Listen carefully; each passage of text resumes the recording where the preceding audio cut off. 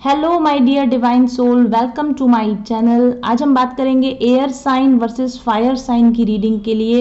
अगर आप air sign है यानी लिब्रा, जेमिना, एक्वेरियस हैं और आप किसी फायर साइन से कनेक्टेड हैं यानी एरीज, लियो, सेजिटेरियस से कनेक्टेड हैं, या फिर आप एक फायर साइन है और आप एयर साइन से कनेक्टेड हैं, तो आप इस रीडिंग को देख सकते हैं। मेरी रीडिंग्स होती हैं जनरल रीडिंग्स। ज़ोडिएक साइंस को मैं टारगेट करती हूँ। आप चाहे आपका चाहे सन साइन एयर हो या फायर हो, या मून साइन एयर या फायर हो, या आपका लग्न एयर या फायर हो, कैसे भी आप चंद्र राशि से या सूर्य राशि से या लग्न से आप अगर एयर साइन के हैं तो भी ये रीडिंग आप देख सकते हैं। अगर आप फायर साइन है तो भी आप ये रीडिंग देख सकते हैं। एनर्जीज आपके लिए स्वाइप कर सकती है। मैं उस साइड पर एयर साइन की एनर्जीज रीड करूंगी और इस साइड पर फायर साइन की एनर्जीज रीड करूंगी। हालांकि आपके लिए अगर आप एयर साइन है तो भी ये एनर्जी आपके लिए हो सकती है और आपके फायर साइन होते भी वो एनर्जी आपकी तरफ हो सकती है। डिपेंड करता है। यूट्यूब पर होने वाली रीडिंग्स होती हैं जनरल रीडिंग्स। अपना सन, मून, राइजिंग और वीनस चेक कर लीजिए। और फिर भी अगर आपको लगता है कि आपको अश्योर होने की ज़रूरत है तो आपको मेरे साथ एक जनरल रीडिंग देखने की बजाय एक पर्सनल रीडिंग बुक करवानी चाहिए। और जब आप पर्सनल रीडिंग ले लेते हैं उसके बाद अगर आप जनरल रीडिंग्स भी देखेंगे तो आप ज़्यादा बेहतर तरीके से अपने आप को रेजोनेट कर पाएंगे या रिलेट कर पाएंगे उस रीडिंग के साथ में, बजाय इसकी कि आप सिर्फ जनरल रीडिंग देखते रहें और अपने लिए पर्सनल रीडिंग ना लें तो आप ज़्यादा कंफ्यूज रहेंगे। एक बार आपने अगर पर्सनल रीडिंग ले ली और उसके बाद में आप जब जनरल रीडिंग लेंगे तो आपको पता होगा कि रीडिंग का कौन सा पोर्शन आपको बिलोंग करता है और कौन सा पोर्शन आपको बिलोंग नहीं करता है। क्योंकि जब हम आपको बोलते हैं कि take what resonate and leave the rest, तो जिन लोगों ने पर्सनल रीडिंग ली होती है उनको पता होता है कि रीडिंग का कौन सा पोर्शन उनको रेजोनेट कर रहा है और कौन सा पोर्शन उनको जाने देना है। लेकिन अगर आप सिर्फ जनरल रीडिंग्स ही देखते रहते हैं तो आप खुद ही कंफ्यूज हो जाते हैं कि इसमें से कौन सी बात मेरे लिए कही जा रही है और कौन सी बात मेरे लिए नहीं कही जा रही है। अभी मैंने न्यू ईयर पर आप लोगों के लिए 2 कॉन्टेस्ट अनाउंस किए हैं। पहला कॉन्टेस्ट है, आप मेरे साथ में crystal products, activated authentic crystal products को आप विन कर सकते हो, जीत सकते हो, इनाम पा सकते हो। आप 1 नवंबर से, जो कि आ रहा है अभी, 1 नवंबर से 31 दिसंबर के बीच में अगर मेरे साथ एक लॉन्ग रीडिंग बुक करवाते हैं, ओके, आई रिपीट, अगर आप 1 नवंबर से 31 दिसंबर तक के बीच में मेरे साथ एक लॉन्ग रीडिंग बुक करवाते हैं तो आप इस कॉन्टेस्ट के लिए एलिजिबल हो जाते हैं। ऑलरेडी जिन लोगों ने नवंबर की बुकिंग्स ले रखी हैं उन लोगों के लिए ये कॉन्टेस्ट शुरू हो चुका है, उनके नाम आ चुके हैं इस कॉन्टेस्ट के अंदर। तो जिन लोगों ने 1 नवंबर से 31 दिसंबर तक की रीडिंग्स हमारी ले रखी हैं उन लोगों के लिए आज से ये कॉन्टेस्ट शुरू हो रहा है। आप जल्दी से अपनी बुकिंग ले लीजिए। आपका नाम क्रिस्टल प्रोडक्ट्स विन करने की लिस्ट में आ जाएगा और जनवरी के फर्स्ट वीक में मैं उसका लकी ड्रॉ निकालूंगी। लाइव आप लोगों के सामने ही लकी ड्रॉ निकाला जाएगा और 2 विनर्स चूज किए जाएंगे। जो फर्स्ट विन करेगा उनको मिलेंगे 2000 रुपए के क्रिस्टल प्रोडक्ट्स पूरी तरह से फ्री, और सेकंड जो विनर होंगे उनको मिलेगा 1000 रुपीज़ के क्रिस्टल प्रोडक्ट्स बिल्कुल फ्री। तो अगर आप एक रीडिंग लेने के बारे में सोच रहे हैं तो 1 नवंबर से 31 दिसंबर तक के बीच में कोई भी एक डेट पर लॉन्ग रीडिंग बुक करवाइए और इस कॉन्टेस्ट के लिए आप एलिजिबल हो सकते हैं। अगर आप क्रिस्टल प्रोडक्ट खरीदते हैं मेरे से तो दूसरा कॉन्टेस्ट मैंने ओपन किया है। अगर आपने मेरे से क्रिस्टल प्रोडक्ट खरीदे हैं 1 नवंबर से 31 दिसंबर तक के बीच में, आपने अगर 2000 या उससे ज़्यादा के प्रोडक्ट आपने परचेज किए हैं तो आप मेरी फ्री टैरो रीडिंग विन करने के लिए एलिजिबल हो जाते हैं। इसका भी लकी ड्रॉ मैं फर्स्ट वीक ऑफ जनवरी में निकालूंगी 2021 में, और 2 विनर्स उसके लिए अनाउंस किए जाएंगे। जो फर्स्ट विनर होगा उस कॉन्टेस्ट का वो एक लॉन्ग रीडिंग, जो कि 3000 की मेरी रीडिंग होती है, 40 मिनट्स की रीडिंग होती है, विन करेंगे और उनको फ्री टैरो रीडिंग दी जाएगी। और सेकंड जो विनर होंगे उनको शॉर्ट रीडिंग जो 1500 की होती है, 15 मिनट्स 3 क्वेश्चन वाली रीडिंग होती है, वो विन करेंगे, उनको दी जाएगी। तो अगर आप क्रिस्टल प्रोडक्ट खरीदते हैं 1 नवंबर से 31 नवंबर तक के बीच में 2000 या उससे ज़्यादा के, तो आप टैरो रीडिंग जीत सकते हैं। और अगर आप 1 नवंबर से 31 नवंबर के बीच में कोई लॉन्ग टैरो रीडिंग मुझसे बुक कराते हैं तो आप मेरे क्रिस्टल प्रोडक्ट्स को विन करने के कॉन्टेस्ट में शामिल माने जाएंगे। तो ये थे एक इंपॉर्टेंट अनाउंसमेंट। और अब हम बात करेंगे आप लोगों की एनर्जीज की। कार्ड्स मैंने ऑलरेडी शफल करके रखे हैं। Air sign versus fire sign, तो मैं एयर साइन के कार्ड्स पहले वहां डिस्प्ले करना चाहूंगी उस साइड पर। एस ऑफ लोटसेस यानी कि एस ऑफ कप्स कार्ड है, the devil card, card number 15, and the hermit card, card number 9। Okay, और अभी मैं इसको पास में ले लूंगी, थोड़ा आप साफ अच्छे से देख पाएंगे। और आप फायर साइन की साइड पर जो कार्ड है, अगेन मैं आपको फिर से बता देती हूँ, आप एयर साइन हो या फायर साइन एनर्जी स्वाइप कर सकती हैं। मैं इसको पर्सन 1 और पर्सन 2 की तरह या यू एंड देम की तरह करूंगी डिनोट। आप देख लीजिएगा कि कौन सी साइड आपको ज़्यादा फेवरेबल लग रही है अपने लिए। तो इस साइड पर जो हमारे पास कार्ड आया है, the emperor card, the high priestess card and the judgement card. Wow, so it is a very interesting reading होने वाली है। और लेट मी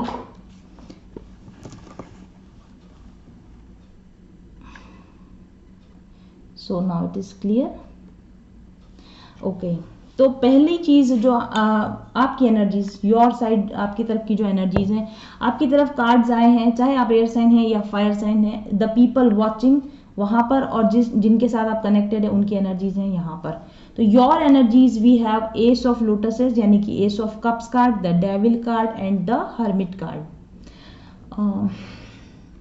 देखिए वहां पर जो एस ऑफ कप्स कार्ड में आप देख रहे हैं ना, समाधिस्थ शिव बने हुए हैं, शिव जो समाधि में बैठे हुए हैं। और ये ये कौन सी समाधि है? जब सती ने हवन में कूदकर अपने आप को खत्म कर दिया था, स्वाहा कर दिया था, उस समय के उसके बाद में शिव जो डीप सौरों में थे, शिव जो अपनी बहुत ही अपनी प्रिय पत्नी के वियोग में जब वो समाधिस्थ हुए थे, ये उस समय का डिपिक्शन है जो इस कार्ड के अंदर किया गया है।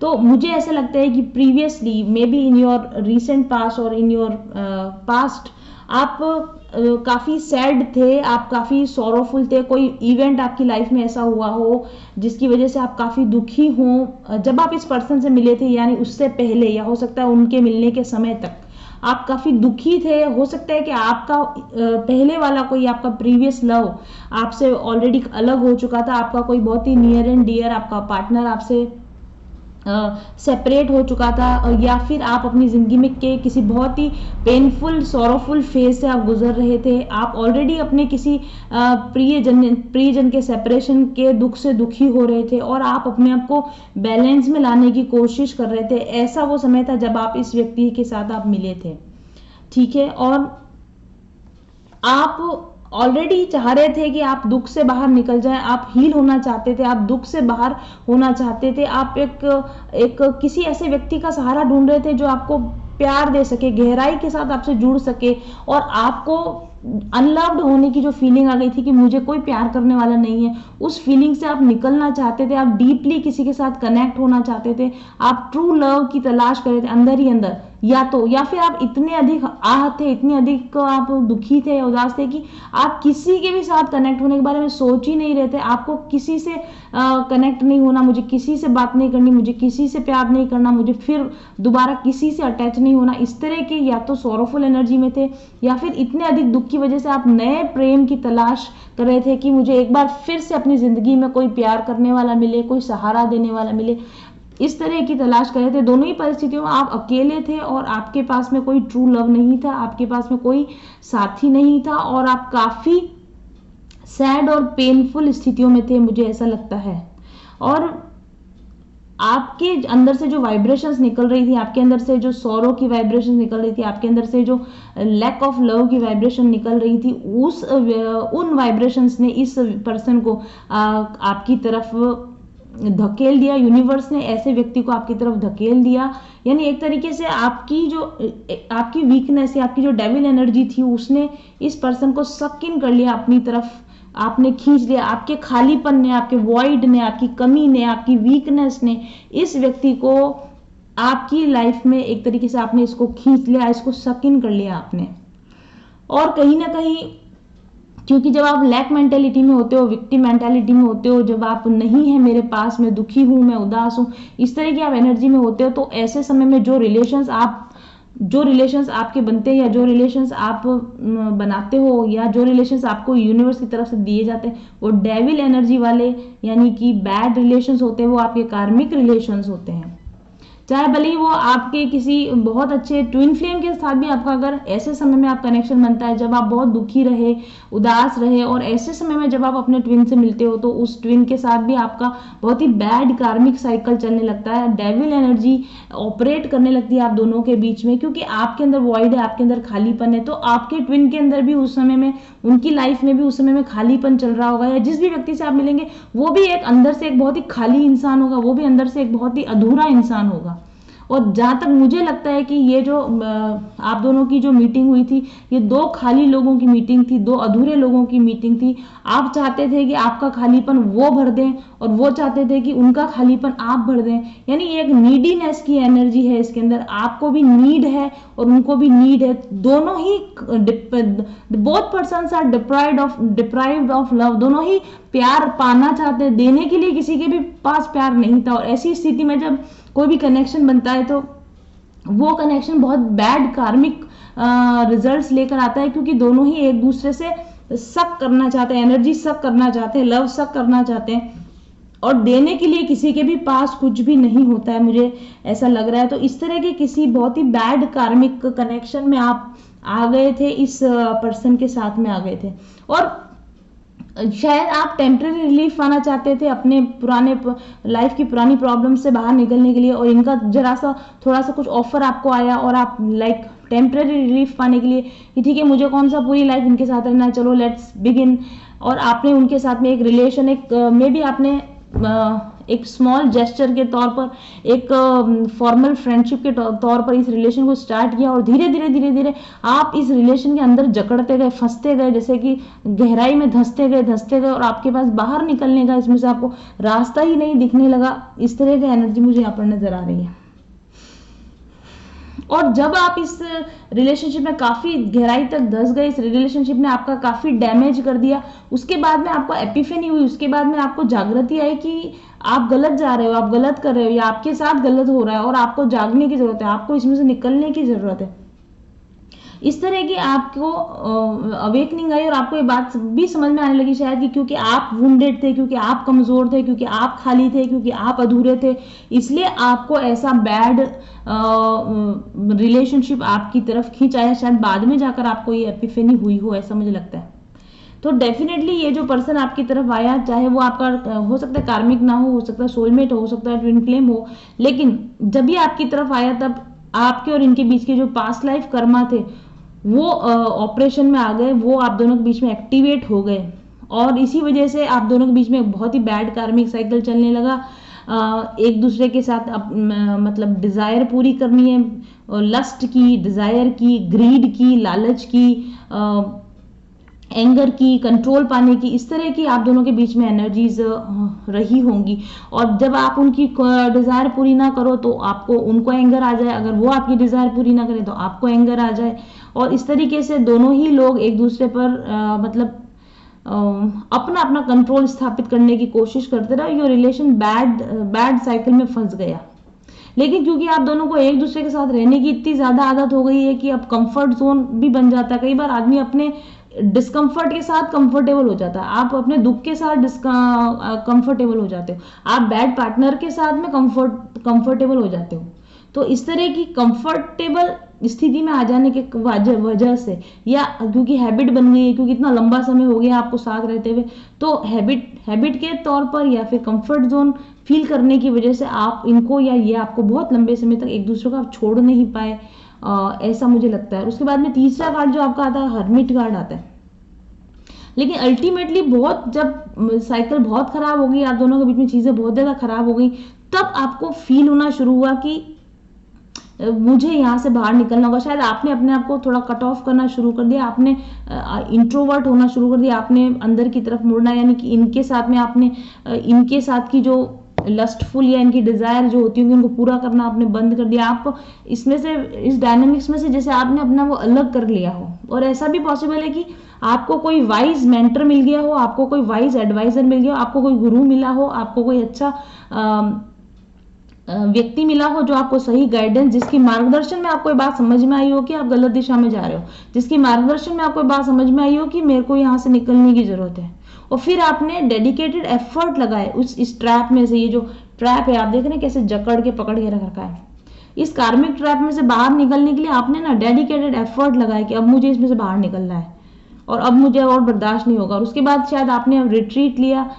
अपने आप को पुल बैक किया, आपने स्पिरिचुअल अपने आप को आपने ग्रो किया, आपने लाइक साइकोलॉजिकल अपने आप को बैलेंस में लाया और आपने अपनी प्रायोरिटीज बदली, आपने अपनी नई विजडम, नई अंडरस्टैंडिंग के साथ जिंदगी को जीना शुरू किया और धीरे धीरे आप अभी भी इस स्टेटस में हो कि आप अपने आप को इस डेविल एनर्जी से बाहर लाने की, बैलेंस में आने की और स्पिरिचुअल एनलाइटनमेंट पाने की अभी भी आप कोशिश कर रहे हो। ऐसी इस समय में आपकी एनर्जीज है। और आपके पर्सन की साइड पर हमारे पास जो कार्ड आया है, the emperor card, the high priestess card and the judgement card आया है। ये जो एम्परर कार्ड पे ना, ये ब्रह्मा जी बने हुए हैं यहाँ पर और ये हाई प्रीस्टेस पर यहाँ पर सरस्वती बनी हुई है। और ब्रह्मा जी और सरस्वती आपको पता है ये इनमें पिता पुत्री का संबंध भी है, लेकिन ये भी माना जाता है कि क्योंकि ब्रह्मा जी अपनी पुत्री पे मोहित हो गए थे तो इनके बीच में एक लाइक शायद आई थिंक, मुझे कंफर्म नहीं है, शायद इनके बीच में ऐसा हस्बैंड वाइफ जैसा कनेक्शन भी माना जाता है। I don't I am not confirmed, लेकिन हाँ दोनों के बीच में एक डीप सोल कनेक्शन जरूर से है। और दोनों के बीच में ब्रह्मा जी की तरफ से इतना मुझे पता है कि वो सरस्वती के ऊपर मोहित हुए थे, ऐसा मुझे जरूर से लगता है। तो ये स्टोरी यहाँ पर ये बयान करना चाह रही है कि आपके जो आपके जिस पर्सन से आप बात करें ना, उनको आपके साथ में एक लस्टफुल डिजायर थी और वो लस्टफुल डिजायर फेयर नहीं थी। अगर देखा जाए तो ब्रह्मा जी से उत्पन्न होने वाले सभी जितने भी लोग हैं या देवी हैं या देवता हैं, सभी उनके पुत्र और पुत्रियां हैं और अपने ही पुत्र और पुत्री के ऊपर मोहित हो जाना इज ए लस्टफुल डिजायर। तो आपके पर्सन के अंदर लस्टफुल एनर्जीज थी और वो आपकी तरफ जब आए तो वो लस्ट की वजह से आए थे और किसी न किसी तरीके से आपको पाना है, इस तरह की एनर्जी के साथ वो आपके तरफ जरूर से आए होंगे। और वैसे अगर देखा जाए तो क्योंकि ब्रह्मा इज द क्रिएटर, तो ही वॉज अ वेरी, ही और शी में भी वो काफी लॉजिकल होंगे, बहुत ज्यादा इमोशनल नहीं होंगे, काम की तरफ बहुत ज्यादा अपना काम करना या फिर अपनी ग्रोथ करना, अपनी जिंदगी बनाना, इस तरह का उनका नेचर रहा होगा। ऐसा भी पॉसिबल है कि आप जिस व्यक्ति से कनेक्टेड थे ये काफी इनके ऊपर काफी रिस्पॉन्सिबिलिटीज हों या फिर इनके ऊपर काफी मतलब वर्ल्डली बर्डन्स हो, इनके ऊपर इनकी पर्सनल लाइफ से रिलेटेड काफी सारी बर्डन्स इनके ऊपर रही हों और ये इस वजह से क्योंकि वो बहुत ज्यादा रिस्पॉन्सिबिलिटीज है उनके ऊपर, इसलिए वो सारे दिन काम करते रहे या बिजी रहे या बहुत डिसिप्लिन रहे, और ना भी हो तो हमेशा प्रिटेंड ऐसा करते रहे कि आई एम वेरी बिजी, मेरे पास वक्त नहीं है, I am very hard working, I am very busy, मेरे पास बिल्कुल समय नहीं है, ऐसा प्रिटेंड करते रहे हों। और ये काफी एम्बिशियस होंगे, महत्वाकांक्षी होंगे, इनको पैसा, मटेरियल गेन, मनी या फिर सोसाइटी में अपना स्टेटस, इन सब चीजों के लिए ये ज्यादा प्रॉन होंगे, ज्यादा मतलब इनको चाहिए वो सारी चीजें, पावर के भूखे, पावर चाहिए सोसाइटी में या फिर हो सकता है किसी पॉलिटिकल पार्टी या पॉलिटिकल लीडर रहे हों, ये किसी तरह की या सोसाइटी में कोई बड़ा नाम रखने वाले, सोसाइटी में कोई बड़ा ओहदा रखने वाले ये आपके पर्सन रहे हों, कोई अथॉरिटी फिगर हो, कोई बड़ा ऑफिसर रैंक किनकी ग्रेड की इस तरह की जॉब हो, या फिर ये आपके वर्क प्लेस पर आपके बॉस हों या आपके सीनियर हों, ऐसा भी पॉसिबल हो सकता है।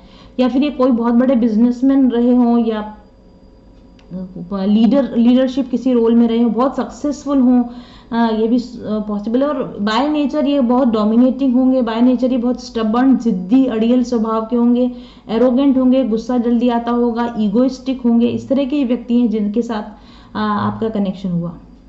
और दूसरी तरफ आप जो थे, ये आपकी तरफ जो अट्रैक्ट हुए उसकी वजह भी ये थी कि आप इनसे बिल्कुल अपोजिट थे और ये बात इनको पता है। ये आपकी तरफ इसीलिए अट्रैक्ट हुए क्योंकि इनकी एनर्जी आपकी एनर्जी से बिल्कुल डिफरेंट है। आप देख रहे हैं ये फिगर पूरा रेड है, ये फिगर पूरा वाइट है, तो ये फिगर पूरी तरह से मैस्कुलिन एनर्जी में और ये फिगर पूरी तरह से फेमिनिन एनर्जी में।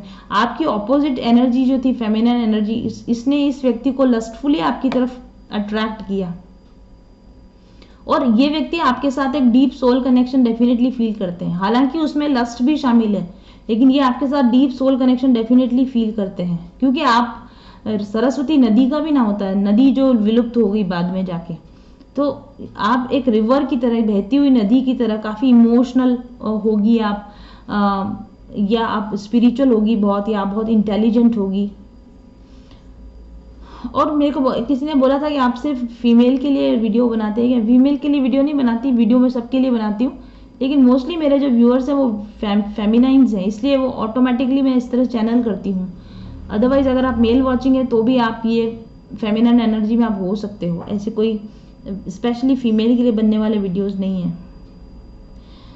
क्या कह रही थी मैं, तो आप काफ़ी लाइक रिवर की तरह होंगी, इमोशनल होंगी, स्पिरिचुअल होंगी, इंटेलिजेंट होंगी, और आप ना मटेरियल को इतना महत्व नहीं देती, धन को उतना महत्व नहीं देते होगे जितना कि आप नॉलेज को महत्व देते हो, लव को महत्व देते हो, रिलेशन को महत्व देते हो, या फिर आपके लिए मतलब अपने ट्रू लव को पाना ज़्यादा इंपॉर्टेंट है, आपके लिए नॉलेज पाना ज़्यादा इंपॉर्टेंट है, आपके लिए सत्य पाना ज़्यादा इंपॉर्टेंट है। और ये बात आपके पर्सन अच्छी तरह जानते हैं कि आप ऐसे हो, और वो इस बात से आपसे काफ़ी इंप्रेस है, और कहीं ना कहीं यही आपकी क्वालिटीज़ है जो इनको आपकी तरफ अट्रैक्ट करती है, क्योंकि इनमें वो क्वालिटीज़ बिल्कुल भी नहीं है। लेकिन इनको ये भी पता है कहीं ना कहीं कि आप अनअटेनेबल हो, क्योंकि सोसाइटी के रूल्स के अकॉर्डिंग ब्रह्मा जी सरस्वती से मैरिज नहीं कर सकते, सोसाइटी के रूल्स के अकॉर्डिंग वो आपकी तरफ नहीं आ सकते, सोसाइटी के रूल्स के अकॉर्डिंग आपकी यूनियन नहीं हो सकती। You are the other women in his life most possibly, क्योंकि by rule you can not be his woman. और इसी वजह से तीसरा जो कार्ड आया इनकी साइड पर वो जजमेंट कार्ड है, क्योंकि इनको पता है कि अगर उन्होंने आपकी तरफ बढ़ने की कोशिश करी, आपको पाने की कोशिश करी, तो सोसाइटी के रूल्स ब्रेक करने होंगे, प्रलय आ जाएगी, प्रलय का कार्ड है ये। तो कुछ बहुत बड़ा जलजला आ जाएगा, कुछ लाइफ में बहुत डिस्टर्बिंग हो जाएगा, उनका जो बनाया, जो कुछ भी इतने सालों में उन्होंने अचीव किया वो खराब हो जाएगा, या आपकी इमेज खराब हो जाएगी सोसाइटी में, आप दोनों के रिलेशन को एक्सेप्ट नहीं किया जाएगा। और इसीलिए ये व्यक्ति एम्परर की तरह अपने सिंहासन पर दृढ़ होकर बैठा है, ये कुछ करने की कोशिश नहीं करता, और ये आपको बहुत अधिक ओपन अप होकर चीज़ें बताने की कोशिश नहीं करता होगा। इस व्यक्ति को डर है, चीज़ों के खराब हो जाने का डर है, इसको सोसाइटी में अपने नाम के खराब हो जाने का डर है, आपके भी नाम के खराब हो जाने का इनको डर है। तो ये व्यक्ति फियर की वजह से आपकी दिशा में नहीं बढ़ता है, हालांकि ये आपको अपना सोलमेट, डिवाइन पार्टनर समझता है, आपकी जो भी डिवाइन कैरेक्टरिस्टिक्स है उनको बहुत अप्रिशिएट करता है, आपकी तरफ बहुत अट्रैक्टेड फील करता है, सेक्सुअली अट्रैक्टेड फील करता है, लेकिन उसको पता है कि ये रिलेशनशिप बहुत बुरे तरीके से लाइफ को डिस्टर्ब करने के लिए काफ़ी होगा, इसलिए वो इस रिलेशनशिप पर कुछ करना नहीं चाहते। और इसीलिए मैंने जो क्वेश्चन पूछा था कि what is the future of this relationship, तो हमारे पास फाइंडिंग सेंचुरी कार्ड आया है, opening to spiritual source. Century word का मतलब भी होता है शांति। ये व्यक्ति ने जानबूझकर शांति धारण कर रखी, देयर इज नो मूवमेंट। ये व्यक्ति आगे भी कोई किसी तरह का एक्शन नहीं लेने वाला है, नहीं आप कोई एक्शन ले, क्योंकि आपकी तरफ भी हर्मिट कार्ड है, तो आप भी कोई एक्शन नहीं लेने वाले, और ये भी कोई एक्शन नहीं लेने वाले इस रिलेशन की तरफ। एक तरीके से ये रिलेशनशिप हाइबरनेशन में चला गया, रेस्टिंग फेज में चला गया है, शीत निद्रा होती ना, शीत निद्रा के अंदर ये रिलेशनशिप चला गया है। और जिस समय में इस रिलेशनशिप में हाइबरनेशन पीरियड चल रहा है, उस समय में आपको क्या करना चाहिए, तो ये रहा आपका कार्ड स्पिरिचुअल ग्रोथ। आपको इस समय में अपना स्पिरिचुअल ग्रोथ करना चाहिए, आपको जो सच्चाई है उसको आपको ग्रेस के साथ एक्सेप्ट करना चाहिए। और सच्चाई ये है कि वास्तव में अगर ये व्यक्ति आपकी तरफ आएगा तो प्रॉब्लम्स क्रिएट हो जाएंगी, ऐसा वास्तव में भी पॉसिबल है। इसीलिए आपको भी फाइंडिंग सेंचुरी, आपको भी एक शांतिपूर्ण स्थान, एक पीसफुल जगह माइंड में, अपने दिमाग में एक शांति धारण करें, और अपनी स्पिरिचुअल ग्रोथ पर आप ध्यान दें, क्योंकि भविष्य में भी, अभी निकट भविष्य में भी ये रिलेशनशिप किसी भी दिशा में मूव करने वाला नहीं है। और अगर कुछ होने भी वाला है भविष्य में जाकर, तो things will take time to move, चीज़ों के मूव होने में कुछ अभी समय लगेगा। ओके, और आपकी पर्सन की तरफ से आपके लिए जो मैसेजेस आए हैं वो ये हैं, sacred union,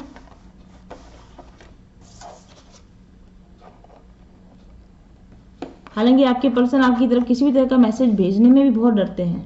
okay, sacred union, honour and treasure your relationship for its truly sacred. आपके मैस्कुलिन को या जो भी आपके पर्सन है, इनको डेफिनेटली पता है कि आपके बीच में एक सेक्रेड कनेक्शन है, आपके बीच में एक बहुत ही ट्रू बॉन्ड है, वो उसका ऑनर करते हैं, वो इस रिलेशनशिप को अपना ट्रेजर समझते हैं, अपना धन समझते हैं, अपना सब कुछ समझते हैं। ठीक है, लेकिन यहाँ पर लिखा है don't make decisions based on guilt और what you think you should do it, for it is only in being true to yourself that you could be true to others. लेकिन उनको पता है कि वो डिसीजंस जो हैं वो सच्चाई के आधार पर ही ले सकते हैं, और सच्चाई ये है कि इस वक्त में उनका आपकी तरफ आना किसी भी तरीके से हित में नहीं होगा, किसी के भी हित में नहीं होगा। और इसलिए क्योंकि वो आपको अपना सेक्रेड पार्टनर समझते हैं, स्टिल वो चीज़ों को, सच्चाई को समझ रहे हैं, देख रहे हैं, और इस सच्चाई को समझने की वजह से ही वो इस वक्त में फाइंडिंग सेंचुरी किसी तरह का एक्शन लेने के इच्छुक नहीं है, और ना ही निकट भविष्य में वो ऐसा कोई एक्शन लेने वाले हैं। ओके, और अब मैंने आपके लिए जो गाइडेंस कार्ड निकाले हैं यहाँ पर, हरकीमर्स डायमंड कार्ड है, card number 46 and 28 card number smoky quartz essential. First thing 4 + 6 = 10, 2 + 8 = 10, major cycles ending. इस जगह पर आकर आपकी रिलेशनशिप की एक मेजर साइकिल एंड होती है। दोनों के बीच की कार्मिक साइकिल जब तक एंड नहीं होगी, दोनों के बीच का कर्मा जब तक डिसॉल्व नहीं होगा, दोनों अपनी अपनी लाइफ में जो जो इनके कार्मिक पार्टनर्स हैं आप लोगों के, उनके साथ आपके साइकिल जब तक एंड नहीं होंगे तब तक ये रिलेशनशिप ठंडे बस्ते में पड़ा रहेगा, तब तक ये रिलेशनशिप हाइबरनेशन में रहेगा। और इसीलिए आपकी तरफ कार्ड है हरकीमर्स डायमंड, जो क्लियर क्वार्ट्ज भी कहलाता है हरकीमर्स डायमंड। एक तो ये आपके आसपास की जितनी नेगेटिव एनर्जी उसको रिमूव करता है, क्योंकि आपकी तरफ डेविल कार्ड भी आया, नेगेटिव एनर्जीज का कार्ड आया है। आप अपनी नेगेटिव एनर्जीज के वश में ना हो जाओ, नेगेटिव एनर्जीज आप पर हावी ना हो जाएं, आपके स्पिरिचुअल ग्रोथ में आपकी नेगेटिव एनर्जीज बाधा ना डाल दें, आपके समाधि, वो देख रहे हैं आप समाधि, आपकी समाधि में आपकी वीकनेसेस बाधा ना डाल दें। इसके लिए आपको हरकीमर्स डायमंड का यूज करना चाहिए, यानी कि आपको क्लियर क्वार्ट्ज का यूज करना चाहिए, क्योंकि क्लियर क्वार्ट्ज काफी हाई वाइब्रेशनल एनर्जी, और क्लियर क्वार्ट्ज जो होता है ये आपके घर के आसपास में जो ईएमएफ होती है ना, इलेक्ट्रोमैग्नेटिक फोर्सेज, इलेक्ट्रोमैग्नेटिक वेव्स जो होती हैं, जो डिफरेंट लाइक वेव्स होती हैं, जैसे रेडियो में से या लैपटॉप में से या टीवी स्क्रीन में से, मोबाइल में से जो वेव्स निकलती है, उससे भी आपका प्रोटेक्शन करता है। तो आपका स्ट्रेस वगैरह जो कि वेव्स की वजह से बन रहा है उसको भी ये रिमूव करता है, यानी कि ऑब्स्टेकल, जो फिजिकल ऑब्स्टेकल्स है उनको भी आपके सराउंडिंग में से हटाने का काम करता है। और इसका दूसरा मैसेज ये भी है कि ईएमएफ से अपने आप का बचाव कीजिए। ईएमएफ से मतलब है कि आप ज़्यादा सोशल मीडिया का यूज़ ना कीजिए, ज़्यादा आप मोबाइल वगैरह का आप यूज़ ना कीजिए। और अगर मोबाइल की आप कहीं स्टॉकिंग कर रहे हैं, इस पर्सन को देख रहे हैं कि इसमें कुछ मूवमेंट आया, कि इसमें कुछ सुधार आया, तो आपको प्रोटेक्शन की जरूरत है। ईएमएफ से प्रोटेक्शन का मतलब है सोशल मीडिया से अपने आप को बचाइए, सोशल स्टॉकिंग मत कीजिए इस व्यक्ति की। और दूसरा कार्ड है स्मोकी क्वार्ट्ज का कार्ड है, तो ये भी क्वार्ट्ज ही होता है, लेकिन क्योंकि इसके अंदर ब्लैक शेड होती है इसलिए इसको स्मोकी क्वार्ट्ज कहा जाता है। चीज़ें अभी क्लियर नहीं है, आप दोनों के बीच में कर्मा क्लियर नहीं हुआ है। बैड कर्मा का ये प्रतीक है कि आपके बीच में बैड कर्मा है। आपके जो बैड कर्मा है उनको रिमूव करने के लिए स्मोकी क्वार्ट्ज का प्रयोग कीजिए। स्मोकी क्वार्ट्ज जो होता है वो कार्मिक रिलीज करता है, कार्मिक हीलिंग करता है, आपके अंदर की डेविल एनर्जीज को कंट्रोल में रखने का काम करता है। तो अपने आप पर आप कंट्रोल लूज ना कर दें, आप ग्राउंडेड रहें, और आपकी बेसल चक्रा, जो बेस चक्रा होता है वो ग्राउंडेड रहे। उसके लिए आप ना स्मोकी क्वार्ट्ज का यूज़ कीजिए। ओके, और जब आप स्मोकी क्वार्ट्ज का यूज़ करेंगे तो आपकी थर्ड आई और आपका जो इंट्यूशन पावर होगी, ये दोनों का कॉम्बिनेशन कुछ इस तरह का आया है कि ये आपकी बैड एनर्जी को, ब्लैक एनर्जी को कंट्रोल करेगा, और ये आपकी लाइट एनर्जी को एनहांस करेगा, यानी कि पॉजिटिविटी का एनहांसमेंट और नेगेटिविटी का डिप्रेशन दोनों एक साथ हो, ताकि डबल या फास्ट रिजल्ट्स आपको मिले। इस तरह का आपको गाइडेंस दिया जा रहा है। और स्मोकी कार्ड्स का मतलब ये भी है कि मेंटर्स आपके आसपास अवेलेबल है। आप किसी अच्छे मेंटर की सलाह ले सकते हैं, जो आपकी डार्कनेस को समझ सके, जो आपकी डार्कनेस को कंट्रोल रखने में आपकी हेल्प कर सके। और यहाँ पर भी ये मैंने आपको बताया था कि मेंटर्स आपके आसपास हैं, और ये कार्ड भी बता रहा है कि मेंटर्स की आपके आसपास पॉसिबिलिटी है कि आपके आसपास कोई वाइज पर्सन हो जिससे आप सलाह ले सकते हो। ठीक है, तो ये थी रीडिंग हमारे एयर साइन और फायर साइन लोगों के लिए। Thank you very much for watching. I will be back soon, till then stay happy, stay blessed, bye bye.